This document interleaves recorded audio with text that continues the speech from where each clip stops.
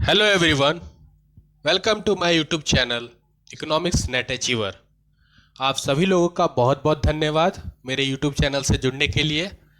अगर आप ये वीडियो पहली बार देख रहे हैं तो प्लीज़ हमारे चैनल को सब्सक्राइब कर लें, जिससे आपको डेली वीडियोस और डेली अपडेट मिलते रहे। मेरा नाम अंकित कुमार है। मैं अन अकेडमी पे एजुकेटर भी हूँ। मैं वहाँ पे यूजीसी नेट के क्लासेस को कंटिन्यू करता हूँ और मैं इकोनॉमिक्स पढ़ाता हूँ।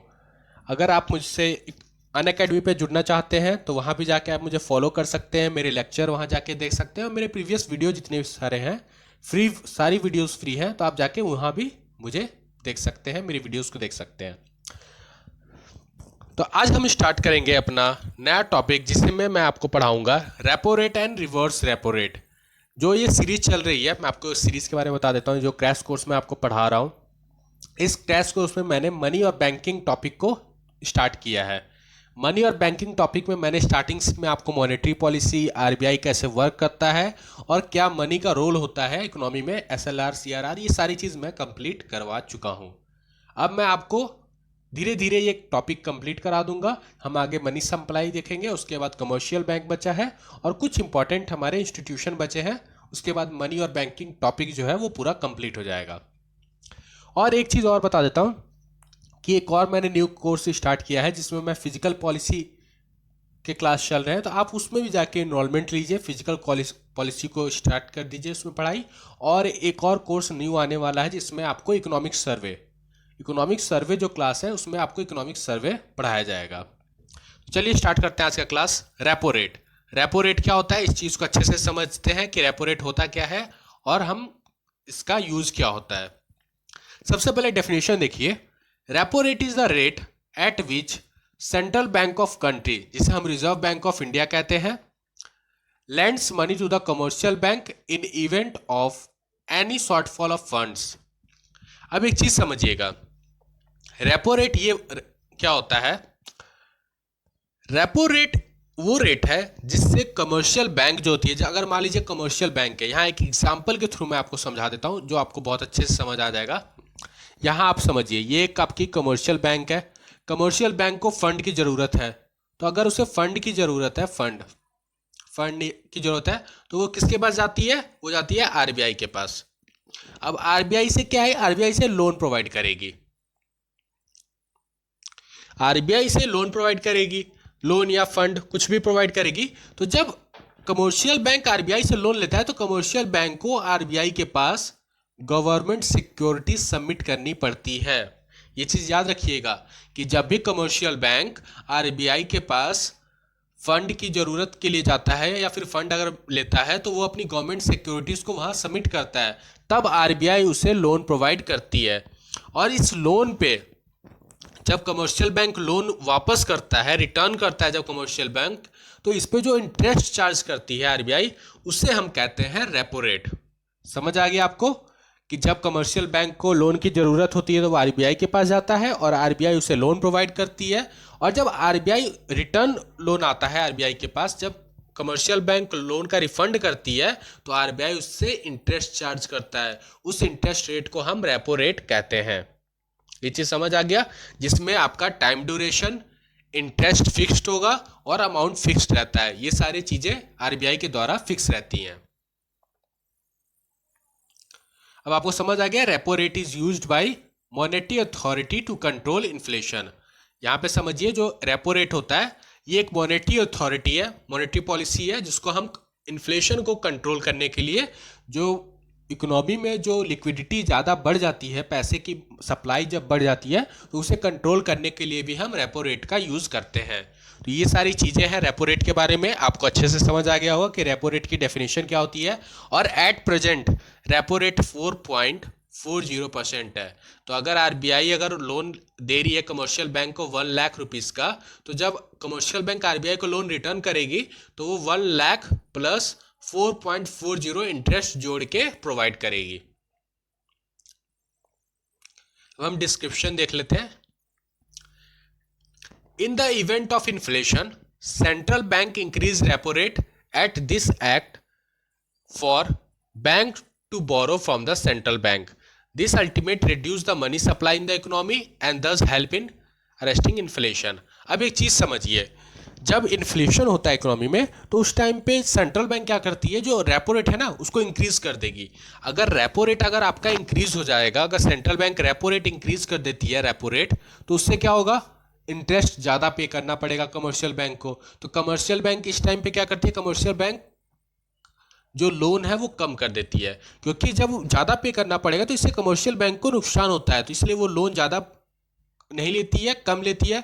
और जब लोन वो कम लेगी तो आगे सर्कुलेट भी लोन कम करेगी, लोन लोगों को कम प्रोवाइड करेगी, तो इससे क्या होगा, रेड्यूस हो जाएगा, reduce the money supply in the economy. आपको ये समझ आ गया कैसे इन्फ्लेशन को कंट्रोल करती है रेपो रेट।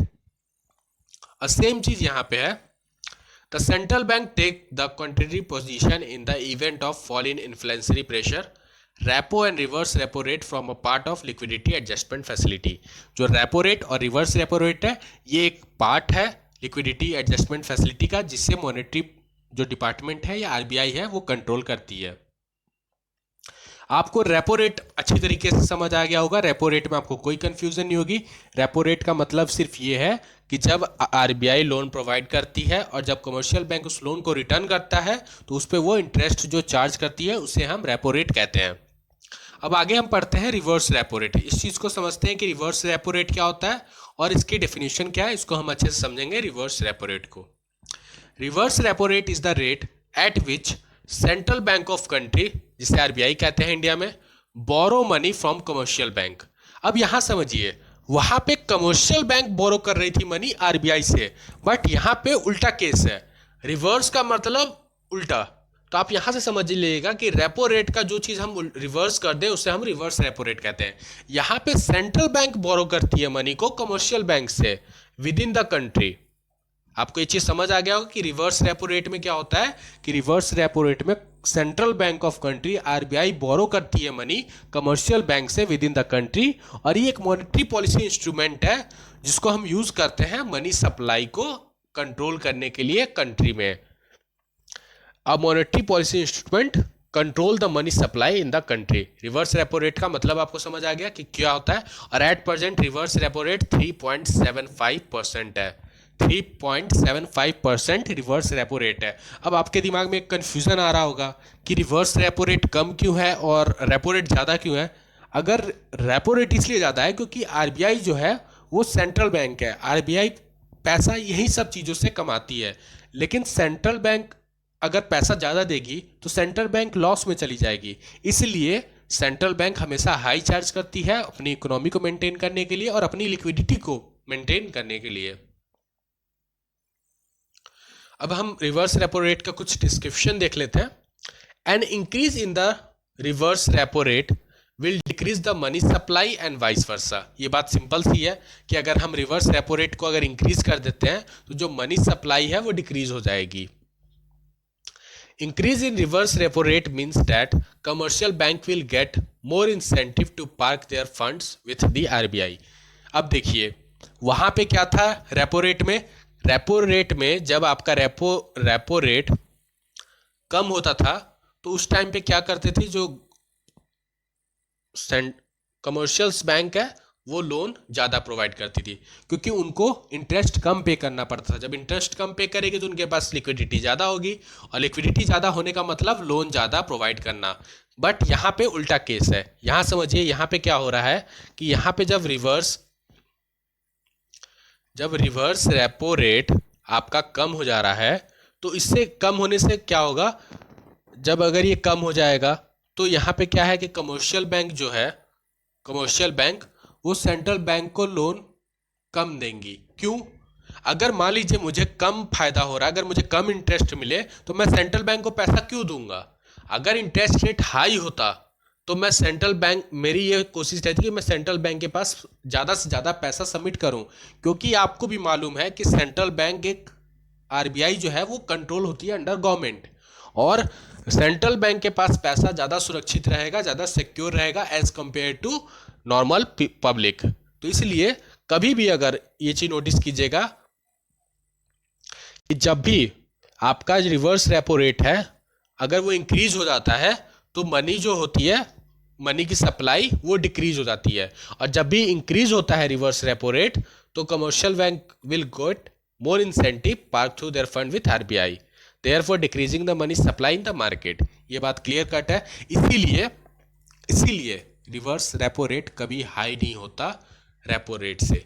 ये चीज़ आपको समझ आ गई कि रिवर्स रेपो रेट हाई क्यों नहीं होता, क्योंकि रिवर्स रेपो रेट को अगर हम हाई कर दें तो बैंक लोन प्रोवाइड करेगी ही नहीं।